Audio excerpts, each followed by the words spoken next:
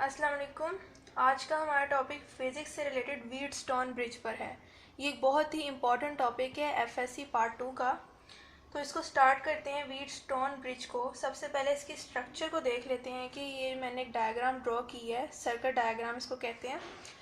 Wheatstone bridge में कुछ components हैं जिनको हमने अटैच करना होता है। रजिस्टर्स अटैच करने होते हैं, register 1, R2, R3 and R4। Wheatstone bridge जो है ये किसी एक रजिस्टर को जो है ये एक अननोन रजिस्टर होता है जो इनमें से कोई भी हो सकता है। R1, R2, R3, R4 में से कोई भी जो है वो रेजिस्टेंस जो है वो ऐसी हो सकती है जो अननोन हो। तो हम व्हीटस्टोन ब्रिज के थ्रू हम उसको भी फाइंड कर सकते हैं, अननोन वैल्यू को निकाल सकते हैं। इसमें एक तो 4 रेजिस्टेंसेस लगी होती हैं। दूसरी बात, इसमें एक सेंसिटिव डिवाइस गैल्वेनोमीटर लगा होता है। गैल्वेनोमीटर एक ऐसा डिवाइस है जो कि करंट की को डिटेक्ट करती है कि करंट पास कर रहा है या नहीं कर रहा, वो डिफ्लेक्शन देती है उसके मुताबिक। उसके बाद पॉइंट ए और सी के बिटवीन जो है ये एक स्विच लगा होता है जिसको हम क्लोज करते हैं तो करंट पास करता है, और जब ओपन कर देते हैं तो फिर करंट फ्लो नहीं करता। उसके साथ ही एक बैटरी कनेक्टेड है। बैटरी जो है हमेशा पॉजिटिव जो है टर्मिनल से नेगेटिव टर्मिनल की तरफ करंट मूव करता है। ये एक बेसिक जो थी बात थी। तो हमने लूप सेलेक्ट करने हैं और लूप जो है वो अकॉर्डिंग टू द लूप जो होगा, लूप कोई भी हमने जो लूप सेलेक्ट की होगी उसके अंदर जिस लूप के हम जिक्र कर रहे होंगे उसी के मुताबिक लूप करंट भी होगा। फॉर एग्जांपल R1 के क्रॉस I1 की लूप करंट होगा, R2 रेजिस्टेंस के क्रॉस I2 लूप करंट होगा, और R3 के क्रॉस I3। और हमने देखा होगा कि ये सब की डायरेक्शन एक तरफ है। सबसे पहले ये डायरेक्शन हम देख लेते हैं कि कैसे है कि हमेशा बैटरी के पॉजिटिव टर्मिनल से ही करंट नेगेटिव टर्मिनल की तरफ मूव करता है। इन शॉर्ट के हाई पोटेंशियल से हमेशा लो पोटेंशियल की तरफ। तो इसीलिए करंट की डायरेक्शन जो है वो एंटी क्लॉकवाइज है, और वो तीनों लूप करंट्स की डायरेक्शन सेम सेंस की होनी चाहिए, ये मस्ट है। अब हमने क्या करना है कि अब हमें व्हीटस्टोन ब्रिज से ये हमने कैलकुलेट करना है कि R1 और R2 की रेशियो R3 और R4 की रेशियो के इक्वल आए। मीन्स कि हमने ये प्रूव करना है व्हीटस्टोन ब्रिज के थ्रू। और इनमें से कोई एक रेजिस्टेंस ऐसी होगी जो अननोन होगी और हम वो हमेशा R4 लेते हैं। तो हम जब हमें R1, R2 और R3 की रेजिस्टेंसेज नोन होंगी, इनकी वैल्यू हमें नोन होगी, तो हम R4 आसानी से कैलकुलेट कर सकते हैं। तो अब देखते हैं कि हमने इस तरह की जो है कंडीशन कैसे जो है निकालनी है व्हीटस्टोन ब्रिज को इस्तेमाल करते हुए। तो हमने ये देख लिया, ये बेसिक जो है कन्वेंशन जिसे हम कहते हैं कि हमेशा पॉजिटिव से नेगेटिव टर्मिनल की तरफ ही करंट मूव करता है, और उनकी डायरेक्शन भी सब लूप करंट की अकॉर्डिंग टू देयर लूप्स जो है एक जैसी होती है। यहाँ पर हमने देखा कि यहाँ पर जो है दो लूप्स हमारी बन रही हैं, एक ABDA और एक BDCB। पहले हम क्या करते हैं कि I1 लूप करंट की क्रॉस जो रेजिस्टेंस है उनकी जो है पहले हम निकाल लेते हैं इक्वेशन किरचॉफ्स रूल के मुताबिक। किरचॉफ्स रूल को हमने इस व्हीटस्टोन ब्रिज में अप्लाई करना है। किरचॉफ्स रूल हमें क्या कहता है? किरचॉफ्स का second rule, Kirchhoff's second rule हमें ये कहता है कि जो सारी पोटेंशियल डिफरेंसेस है, जाहिर सी बात है जब वो करंट मूव करेगा from high potential to low potential, तो जो सर्किट के अंदर रेजिस्टेंसेस लगी हुई हैं, रेजिस्टेंसेस की वजह से उनका पोटेंशियल ड्रॉप होगा। यहाँ से ड्रॉप होगा, यहाँ आते आते और ड्रॉप होगा। जी भी अपनी एक रेजिस्टेंस जो है वो दे रही है RG के तौर पे, तो पोटेंशियल ड्रॉप होता रहेगा। लेकिन किरचॉफ्स रूल हमें कहता है कि किसी भी क्लोज सर्किट में सारे पोटेंशियल डिफरेंस का जो सम होता है वो ज़ीरो के इक्वल होता है। द पोटेंशियल डिफरेंस या वोल्टेज डिफरेंस, कुछ भी कह सकते हैं, potential difference in a close circuit by algebraic sum is zero.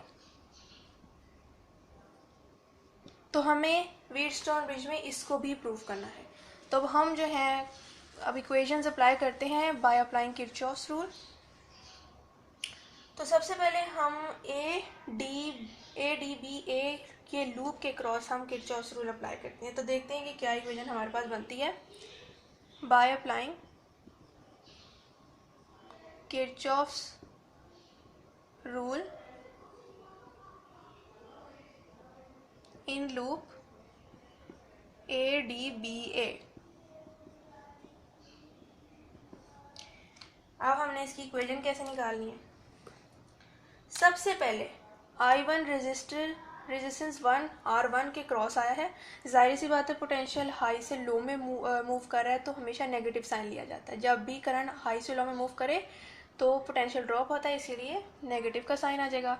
I1 R1 के क्रॉस जो है वो मूव कर रहा है, तो माइनस इसलिए क्योंकि एंटी क्लॉकवाइज डायरेक्शन है टुवर्ड्स द नेगेटिव पोटेंशियल, इसलिए माइनस साइन।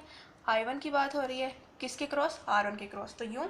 अब I1 जो है R3 के क्रॉस आया है। अब R3 के क्रॉस आया है तो हमने ये देखना है कि R3 के क्रॉस आते हुए ये ऑपोजिट है किसके? I3 के। नेगेटिव साइन तो आना ही आना है। I1 किसके ऑपोजिट है? I3 के। किसके क्रॉस? R3 के क्रॉस। I1 की डायरेक्शन इस तरफ आ रही है, I3 की डायरेक्शन इस तरफ आ रही है, एक दूसरे के ऑपोजिट हैं ये, तो इसीलिए यहाँ पर हमने I1 माइनस I3 लिखा है, एक दूसरे से ऑपोजिट। अब उसके बाद यहाँ पर जब करंट आएगा तो एक इस जो है वो G की तरफ मूव करने लग जाएगा और एक C पॉइंट की तरफ मूव करने लग जाएगा, डिवाइड हो जाएगा करंट ना। तो अब जो करंट जो है गैल्वेनोमीटर की तरफ गया है तो वो करंट, ये वाली जो लूप है B और D, ये कॉमन है फॉर बोथ लूप्स।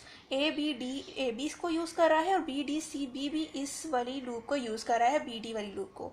तो यहाँ पर I1 और I2 दोनों होंगे लेकिन ऑपोजिट होंगे एक दूसरे के, तभी तो गैल्वेनोमीटर ज़ीरो डिफ्लेक्शन देगा और हमारे करंट I1 और इज इक्वल टू I2 होगा, तो ही हमारे पास जो है वो कंडीशंस हमारी फुलफिल होंगी। तो यहाँ पर इस तरफ करंट मूव किया है I1, वो ऑपोजिट है I2 के, क्योंकि यहाँ पर I2 भी मूव कर रहा है इन द ऑपोजिट डायरेक्शन, तो हम लिखेंगे माइनस साइन तो आना है क्योंकि वो नेगेटिव वे में मूव कर रहा है। तो I1 जो है किसके ऑपोजिट है? I2 के, जो यहाँ पर फ्लो करेगा किसके क्रॉस? RG के क्रॉस, और इस हमने इक्वेशन को is equal to zero cross कर दिया। अब हम क्या कहते हैं कि हम BDCB के क्रॉस जो है, BDCD के क्रॉस जो है किरचॉफ्स रूल अप्लाई करते हैं, तो देखते हैं क्या आता है। माइनस I2 R2, माइनस क्यों? क्योंकि ये नेगेटिव की तरफ मूव कर रहा है। I2 करंट किसके क्रॉस? R2 के क्रॉस। उसके बाद ये कहाँ आता है? R4 के क्रॉस, और R4 में क्या होगा कि हम I2 जो है वो ऑपोजिट है I3 के। किसके क्रॉस? R4 के क्रॉस। उसके बाद वो इस तरफ मूव करेगा, जैसे कि मैंने बताया कि BD दोनों के लिए कॉमन है, तो I2 माइनस I1 किसके क्रॉस? RG के क्रॉस, ये भी इक्वल टू ज़ीरो हो जाएगी यूँ। अब हमने क्या करना है कि जैसे कि हमें पता है कि एट बैलेंस पॉइंट हमारा गैल्वेनोमीटर वाला पॉइंट है, वहाँ पर I1 जो है माइनस I2 वो ज़ीरो को इक्वल है, या ये भी कह सकते हैं कि I1 जो है I2 के इक्वल है, मतलब ऑपोजिट है लेकिन इक्वल है। तो क्या होगा कि हमारी ये वाली टर्म्स जो हैं ये ज़ीरो के कंसीडर हो जाएंगी। अब मुझे जो है ये गैल्वेनोमीटर की डायग्राम रेस करनी पड़ेगी, क्योंकि हमें सिर्फ ये डायग्राम इन इक्वेशंस, ये बेसिक इक्वेशंस को निकालने के लिए यूज़ होती है और किसी चीज़ में यूज़ नहीं होती है। तो मैं इसको रेस कर रही हूँ।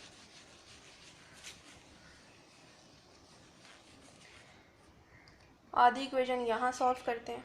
अब ये दोनों इक्वेशन मैंने लिए, ये इक्वेशन 1 है, ये इक्वेशन 2 है। हमने ये कंडीशन देखी कि I1 और I2 जो है गैल्वेनोमीटर के क्रॉस जो है वो ज़ीरो के इक्वल होता है, तो ये वाली टर्म जो है ये ज़ीरो के इक्वल हो जाएंगी ऐसे।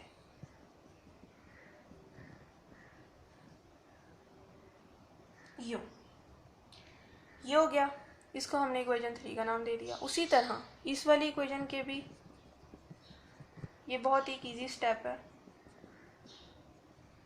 इसको भी ज़ीरो क्यों? क्योंकि बैलेंस पॉइंट पे ये I2 और I1 जो है वो ज़ीरो के इक्वल है। इसको इक्वेशन नंबर 4 का नाम दे दिया। अब हमने क्या करना है कि इसको जो है वो हमने राइट साइड पे ले जाना है, दोनों को बारी बारी सॉल्व करना है। अब ये इक्वेशन 5 बन गई। उसके बाद इसके साथ भी यही कि इसके भी इस वाले पोर्शन को राइट साइड पे ले जाना है यूँ, ये इक्वेशन 6 बन गई। अब हमने इन दोनों को डिवाइड कर देना,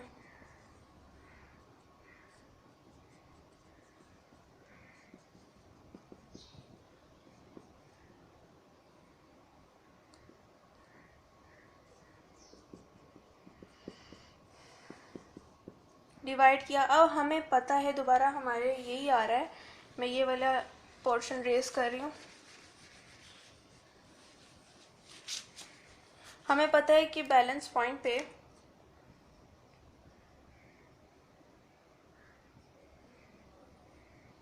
I1 I2 के इक्वल है, तभी तो ज़ीरो डिफ्लेक्शन आएगी गैल्वेनोमीटर पे।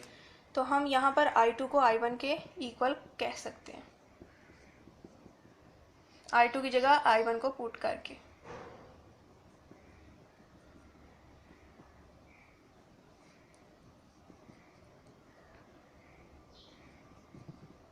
यूँ इस तरह जो है सेम टर्म्स कैंसिल हो जाएंगी और हमारे पास क्या बचेगा, R1 over R2 is equal to R3 over R4। ये हमें टर्म मिल गई जो हमने फाइंड करनी थी। अब दूसरी बात कि अब हमारे पास ये इक्वेशन तो आ गई कि R1 और R2 का रेशियो R3 और R4 के रेशियो के इक्वल है। अब इन तीनों में से हमने कोई एक रेजिस्टेंस ऐसी है जो अननोन ली है। अगर हम R4 को अननोन लें, x से रिप्रेजेंट किया, तो हम जो है हम x को फाइंड कैसे करेंगे, इस तरह करेंगे।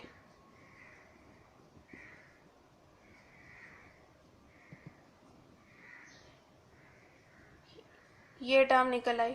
फाइनली हम इसके ज़रिए जो है फाइंड कर लेंगे अननोन रजिस्टर को, क्योंकि व्हीटस्टोन ब्रिज का जो हमारा कंडीशंस हमने अप्लाई की थी और हमारा जो रिक्वायरमेंट थी कि हमने अननोन रेजिस्टेंस की वैल्यू को फाइंड करना है, जो कि हमारे पास नहीं है, तो हमने R1, R2 और R3 को इस तरह एडजस्ट किया कि गैल्वेनोमीटर ने ज़ीरो डिफ्लेक्शन शो की। ज़ीरो डिफ्लेक्शन का मतलब कि करंट जो है एक दूसरे की कैंसल्स को, एक दूसरे के इफेक्ट को कैंसिल आउट कर रहा है, जिसकी वजह से रिजल्ट हमेशा ज़ीरो होगा, जिसकी वजह से हम अननोन रेजिस्टेंस R की वैल्यू को कैलकुलेट कर सकते हैं बाय यूजिंग दिस इक्वेशन।